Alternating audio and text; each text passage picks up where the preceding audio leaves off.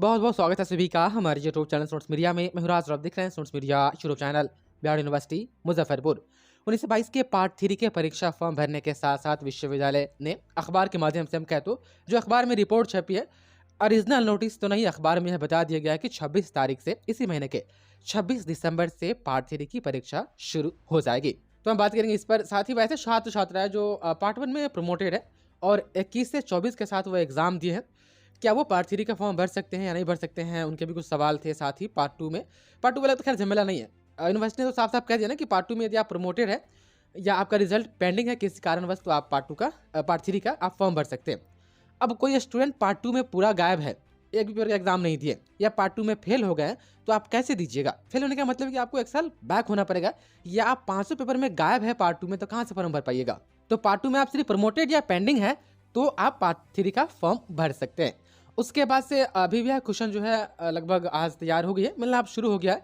आपको चाहिए तो आप हमें इस नंबर पर व्हाट्सएप करें, अपने सब्जेक्ट का नाम बताएं, मेंटेनेंस चार्ज आप पे करें और पीडीएफ रिसीव करें, घर बैठे उसकी तैयारी कीजिए।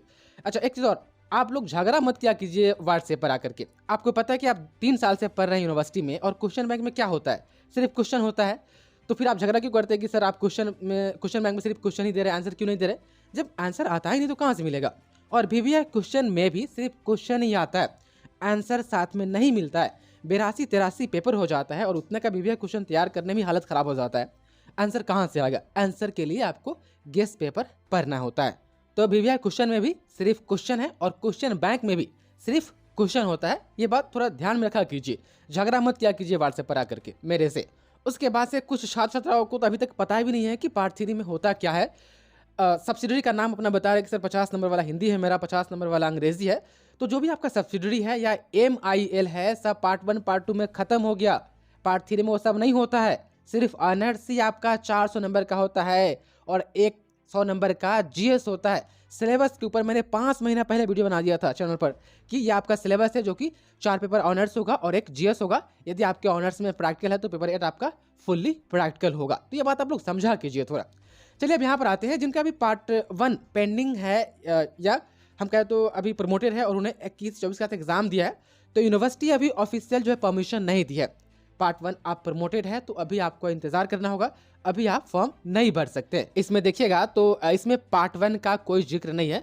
पार्ट 2 में कह दिया गया कि हाँ, जिसका पार्ट 2 प्रमोटेड या यूनिवर्सिटी लेवल पर रिजल्ट किसी भी कारण पेंडिंग है तो वो एग्जाम पार्ट 3 का दे सकते हैं।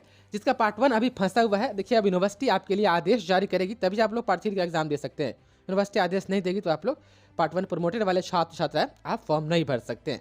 अब 21 से 24 का रिजल्ट आ जाता तो पार्ट 3 का फॉर्म भरा था, आप लोग का ये भी कहना है।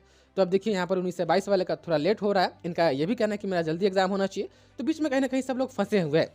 और ऐसा नहीं है कि हाँ पार्ट 1 जिसका प्रमोटेड रहता है वो एग्जाम पार्ट 3 का नहीं दे सकता। यूनिवर्सिटी ने कई बार ऐसा किया है कि अंडरटेकिंग का फॉर्म लेकर के पार्ट 1 प्रमोटेड होने के बावजूद भी पार्ट 3 का एग्जाम फॉर्म फिलअप करवाइए। हालांकि इस बार नोटिस में जो हुआ ऐसा कुछ जिक्र तो खैर नहीं की है यूनिवर्सिटी।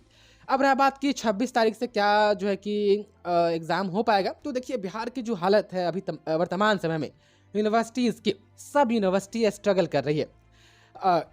गवर्नर ऑफिस से लेकर के हाई कोर्ट तक ने आदेश दिए हैं तमाम VC को कि जल्द एग्जाम करवाना है, किसी भी हालत में सेशन जो वह कंप्लीट होना चाहिए। तो बिहार यूनिवर्सिटी भी स्ट्रगल कर रही है एक तौर पर सेशन कंप्लीट करने के लिए, और यूनिवर्सिटी ने अखबार की रिपोर्ट के मुताबिक 26 तारीख से परीक्षा की तिथि जारी कर दी है। और साफ साफ यहाँ पर मेंशन भी किया गया है अखबार में आज के, इसमें तो खैर नहीं है, देखिएगा आज का दैनिक जागरण वाला, तो इसमें कहा गया है कि अब कोई डेट उठ नहीं बढ़ाया जाएगा। नीचे आप देख पा रहे, कोई डेट उठ नहीं बढ़ाया जाएगा। 50 जो है परीक्षा केंद्र बनाए जाएंगे, कोई डेट उठ नहीं बढ़ाया जाएगा परीक्षा फॉर्म को लेकर के। तो ये 26 दिसंबर से एग्जाम जो है आपका हो भी सकता है, ठीक। लेकिन हम कब मानेंगे एकदम ठप्पा लगा करके? जब मेरे पास परीक्षा की रूटीन होगी तब। ये अखबार में ऐसा छपा है और अखबार में बहुत सी चीज़ें छपती है, लेकिन हाँ मोटा मोटी आपको ये लेकर के चलना होगा कि हाँ 26 तारीख से परीक्षा शुरू हो सकती है। जैसे कि आज 2 अखबार ने रिपोर्ट किया, ये दिमाग में लेकर के चलिए कि मेरा 26 तारीख से एग्जाम है, उससे पहले आपको सारे क्वेश्चंस पढ़ लेने हैं, अपनी पूरी तैयारी वगैरह जो वह कर लेनी है। रहा बात एग्जाम फॉर्म की, तो कितना पैसा लगेगा, कौन कौन से डॉक्यूमेंट्स लगेगा, तो मैं आपको बताऊंगा एक 2 दिन में। कॉलेज सबको नोटिस निकालने दीजिए। पैसा वाला मामला जो है ना, कॉलेज लेवल पर अपना अपना होगा, हर कॉलेज का। प्राइवेट का एक अलग फी स्ट्रक्चर होगा, सरकारी वाले का एक अलग फी स्ट्रक्चर, और जो सेमी गवर्नमेंट होते हैं उसका फी स्ट्रक्चर एक अलग होगा। तो देखिए थोड़ा इंतजार कीजिए 1-2 दिन, फी स्ट्रक्चर वगैरह आती है तो हम आपको बताएंगे कि आपकी कॉलेज का कितना फ़ी है। बाकी तो समय समय पर हर चीज़ आपको हम बताते ही रहेंगे। इसमें आप देख पा रहे हैं जो चीज़ें थी मोटा मोटी कन्फ्यूजन या जो चीज़ें बतानी ज़रूरी थी इसमें कवर मैंने कर दी है। बहुत बहुत शुक्रिया आपका इस वीडियो को देखने के लिए।